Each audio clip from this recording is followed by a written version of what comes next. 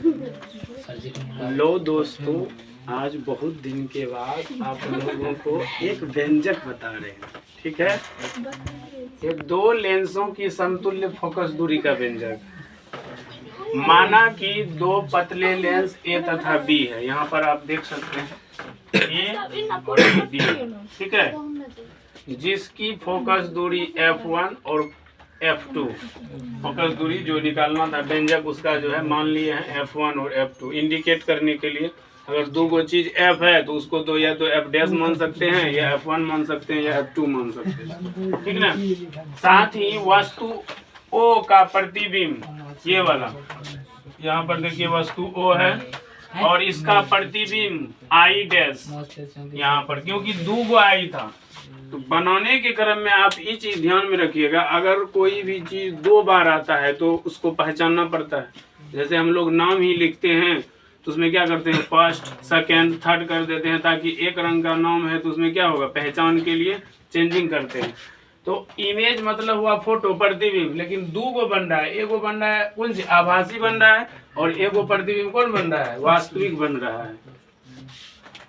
यहाँ पे लिख दिए हैं वस्तु दूरी u और प्रतिबिंब दूरी v डैश माने हैं, लेकिन क्यों माने हैं, क्योंकि दो गो मानना पड़ेगा, एगो जो है आभासी है, एगो वास्तविक है, इसलिए करके। और फोकस दूरी f1।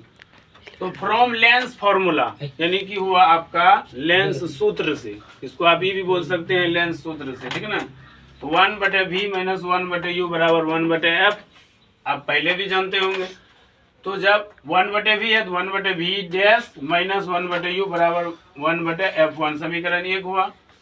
और यहाँ पर आप पूछ रहे थे, इसको बोलते हैं सिमिलरली। इसी प्रकार जैसे अगर हम कोई काम करते हैं उपयुक्त तरीका से करते हैं तो पहले भी मतलब विषय को दूसरे में लागू करना चाहते हैं तो वही हुआ सिमिलरली। उसी प्रकार 1/v।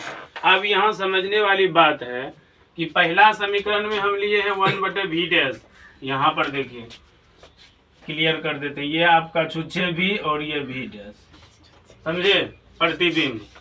इस अनुसार से यहाँ पर जो है 1/v माइनस 1/v डैश बराबर 1/f2, यानी कि फोकस दूरी पहले यहाँ लिख दिए हैं f1 और f2। जब हम समीकरण 1 एवं 2 के तरफ निकल गए और उसको क्या करेंगे, समीकरण 1 एवं 2 को जोड़ेंगे, और कहीं कहीं पे लिखा रहता है योग करने पर, योग मतलब जोड़।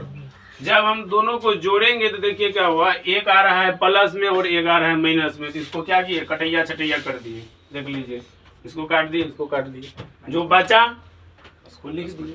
यहाँ पर जैसे लिखने के क्रम में देखिएगा जो प्लस में है और जो माइनस में है, इस चीज का ध्यान रखिएगा। तो यहाँ आकर के आपका समीकरण आ गया 3। कौन समीकरण निकल गया, 3। आप देखते होंगे बुक सब में समीकरण 2.1, समीकरण 2.3, तो वहाँ थोड़ा सा कंफ्यूजन पैदा होता है स्टूडेंट को। तो ये सीधा हुआ है आपका समीकरण 3 हो गया। अब यहाँ पर जो है हम लिखे हैं चूंकि 1/v माइनस 1/u बराबर 1/f, तो जब हमको निकालना कौन सी था, हम यहाँ लिखे हैं द फोकल लेंथ, यानी कि फोकस दूरी, ठीक ना, फोकस दूरी हमको निकालना था, इसलिए 1/v डायरेक्ट लिखे, क्योंकि 1/v माइनस 1/u यहाँ आइबे किया था, इसके बराबर में हम लिए 1/f। यहाँ 1/f लेने के बाद 1/f1 प्लस 1/f2, इसका जब आप कैलकुलेशन कीजिएगा नीचे वाला का लघुत्तम लेकर के, उसके बाद क्रॉस मल्टीप्लिकेशन कीजिएगा, तो आपका जो है व्यंजक यहाँ पर रेडी है।